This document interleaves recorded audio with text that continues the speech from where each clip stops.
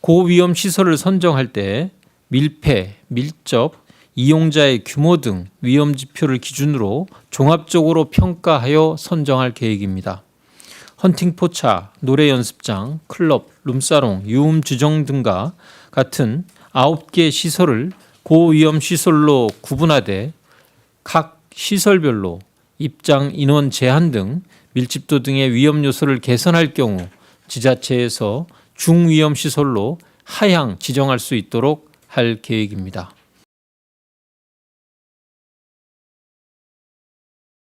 (5월 6일) 이태원 클럽 관련 확진자가 발생한 이래 대규모 확산으로 이어지지는 않고 있으나 수도권을 중심으로 지역사회 전파가 계속 나타나고 있습니다.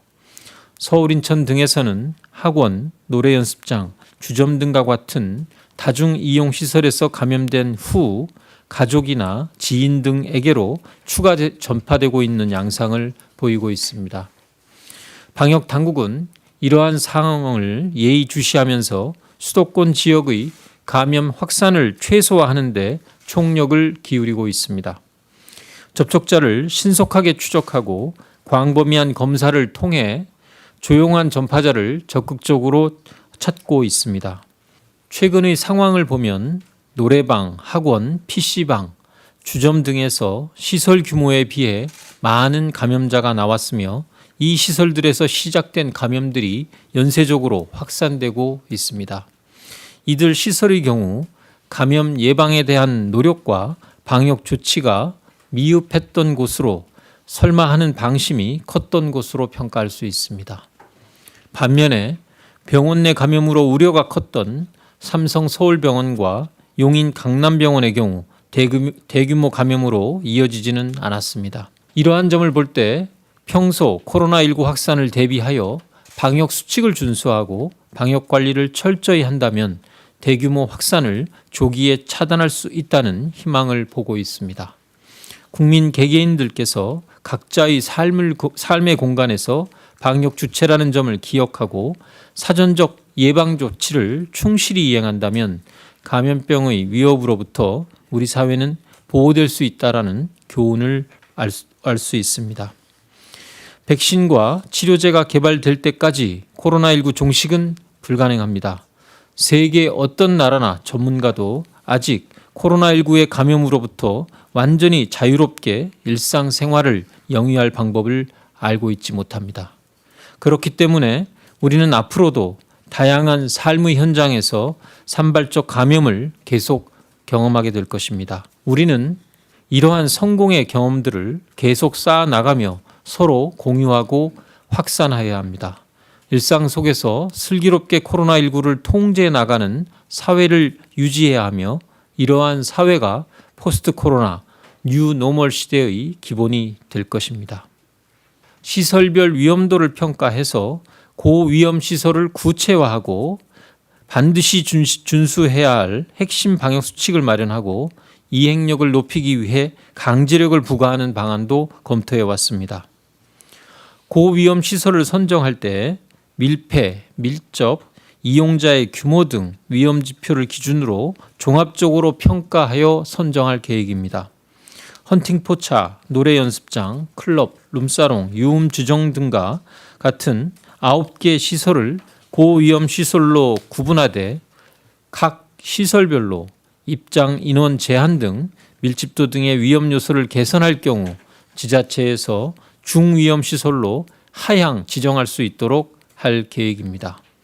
이러한 조치는 상시적으로 적용되는 것이 아니라 감염병 위기경보 단계가 경계나 심각일 경우에 적용할 계획입니다.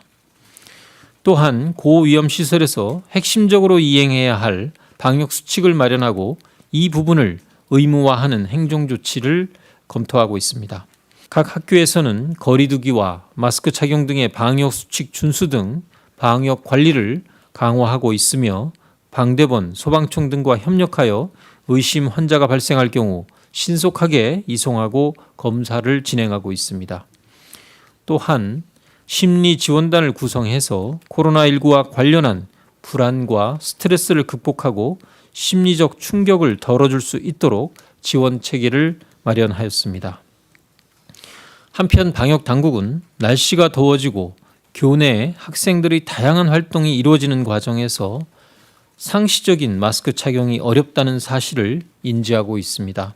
앞으로 학교라는 장소적 특성과 연령별 특성을 감안해서 학생들과 교사들이 쉽게 이해하고 지킬 수 있는 마스크 사용 지침을 만들어 조속히 배포할 예정입니다. 고3 학생들이 개학한 이후 오랜만에 만난 친구들과 가까운 거리에서 친밀감을 표시하며 이야기하고 싶은 마음은 충분히 이해합니다. 하지만 거리두기와 마스크 착용 등의 방역 수칙을 철저히 준수하는 것이 앞으로도 친구들을 더 오래, 더 가까이 볼 수 있는 방법임을 명심하며 교내 방역 수칙을 철저히 지켜주시기 바랍니다. 학생들은 감염 예방을 위해 PC방, 노래 연습장 등 밀폐되고 밀집한 다중이용시설의 출입을 당분간 자제해 주시기 바랍니다. 교직원들께서도 감염 우려를 피하기 위해 클럽, 주점, 노래방, PC방 등의 방문을 삼가해 주시기 바랍니다. 아울러 선생님들께서는 학생들이 방역수칙을 잘 이해하고 준수하고 있는지 확인해 주시고 지속적으로 방역수칙을 교육해 주시기를 요청드립니다. 또한 학교 내에서 확진자나 접촉자에 대한 혐오나 차별이 발생하지 않도록 교육과 인식 개선 노력을 부탁드립니다. 시설들을 저희가 이제 그 위험도에 따라서 이제 분류하는 과정에서 상당히 좀 어려운 점도 많았습니다. 이 시설들이 다 법적인 분류나 행정적인 분류가 아닌 경우도 많고, 실제 그 뭐 똑같이 일반 음식점으로 분류가 돼 있지만 업태의 그 형태가 실질적으로는 좀 다르게 유지되는. 그래서 뭐 저희가 뭐 여러 가지 감성포차나 뭐 이렇게 좀 부르고 있지만 이러한 것들이 이 사실은 좀 분류하기가 어려웠고, 실제로 또 이 현장을 그 충분히 알고 평가하는 것도 어려웠습니다. 그래서 이것들을 분류하면서 저희가 그 전문가들과의 검토와 그 의논을 통해서 6가지 위험 지표를 만들었습니다. 제가 아마 보도자료에 이게 첨부가 돼 있는지 확인을 못했습니다만 아마 이 내용은 저희가 그 6개 지표가 얼마나 밀폐되어 있느냐, 그리고 밀집도가 어느 만큼 있느냐, 그 안에서 활동을 얼마나 많이 하느냐, 또 그 군집도라 그래서 이제 그 안에서도 또 이렇게 그 모여 있는 거, 그리고 얼마나 오랫동안 지속하느냐, 그리고 관리를 얼만큼 잘하고 있느냐, 뭐 이런 그 밀폐, 밀집, 활동, 군집, 지속, 그리고 관리, 이렇게 6개 지표로 시설을 나누어서 평가를 했고, 이 경우에 저희가 좀 개별적으로 점수를 가지고 부여를 해서 좀 나눴습니다. 그래서 학원이나 아까 말씀하신 PC방의 경우에는 고위험보다는 중위험 시설로 일단 저희가 분류를 했고, 뭐 다만 이 경우에 개별적인 환경으로 보면 개별적으로 어떤 특정한 장소는 중위험 시설이지만 고위험이 될 수도 있고, 또 그 아까 브리핑 중간에서도 말씀드렸지만 고위험으로 분류된 시설이라 하더라도 예를 들면 입장객을 제한한다든지 충분히 환기를 시키는 장치를 가동할 수 있는 여건을 가지고 실제 그렇게 하고 있다라든지 그런 그 조치 등을 통해서 이런 6가지의 평가 지침에 대해서 적극적인 노력을 통해서 낮춘다면 비록 그 전체적인 카테고리 자체는 고위험으로 들어가는 시설이라 하더라도 그 개별 시설이 중위험 시설로 좀 하향 지정할 수 있는 지자체의 그러한 그 융통성을 부여하는 방안까지도 현재 논의하고 있다라는 점을 말씀을 드립니다.